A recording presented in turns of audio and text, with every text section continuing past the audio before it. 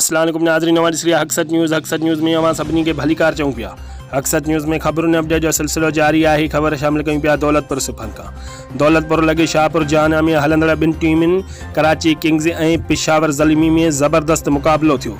10 ओवरनि जी match में 7 ओवरनि में Karachi king team Peshawar Zalmi team खे हाराए वरितो, जिनके मेहमान ख़ास सिंध मल्लाह फोरम ज़िला शहीद बेनज़ीराबाद के सदर मोहतरम जनाब रईस अली बख्श मल्लाह और उन सां गॾु इंफॉर्मेशन सेक्रेटरी सिंध मल्लाह फोरम ज़िला शहीद बेनज़ीराबाद शहजादो मल्लाह हाजी वज़ीर ओठो मोहम्मद ईसा डाहिरी शाहपुर जहानिया क्रिकेट टीम के चेयरमैन आचर बुगो उस्ताद सिकंदर लिगारी ज़ुल्फ़कार बुगियो ऐं ॿिनि शिरकत कई ऐं ॿिन्ही टीमुनि खे नक़द इनाम पिणु ॾिना, जॾहिं त महिमाननि खे सिंध जी सकाफ़त अजरक टोपिन जा तोहफ़ा पिणु ॾिना विया। रिपोर्ट कराए फ़क़ीर हक़ नवाज़ कलंदरी, हक़ सच न्यूज़, दौलतपुर से।